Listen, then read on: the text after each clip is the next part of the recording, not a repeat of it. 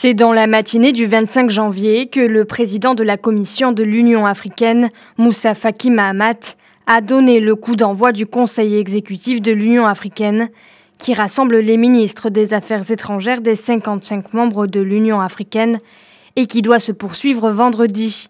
Lors de son discours prononcé dans la salle de conférence Nelson Mandela, Moussa Faki Mahamat a tout d'abord évoqué les déclarations du président américain qui a qualifié les pays africains de trous à rats lors d'une rencontre à la Maison-Blanche au début du mois de janvier.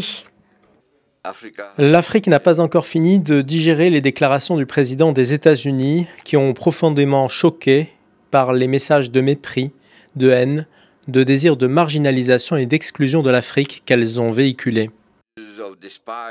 Pour le Tchadien, ces propos, les décisions de Donald Trump sur le statut de Jérusalem, ainsi que la réduction des budgets de maintien de la paix au niveau mondial, signifient que le multilatéralisme connaît une grave crise. Moussa Faki Mahamat a également évoqué l'agenda de l'organisation pour l'année à venir.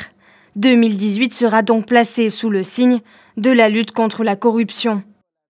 Cette 30e session du Conseil exécutif verra aussi le renouvellement des 2/3 du Conseil Paix et Sécurité, l'organe le plus prestigieux de l'organisation. Le Maroc a d'ailleurs l'intention de briguer le poste pour l'Afrique du Nord. Par ailleurs, selon le président de la Commission de l'Union africaine, les chefs d'État qui se réuniront après le Conseil exécutif les 28 et 29 janvier devront entériner plusieurs projets phares. Le ministre des Affaires étrangères marocain, Nasser Bourita, devrait se rendre dans la journée à Addis Abeba.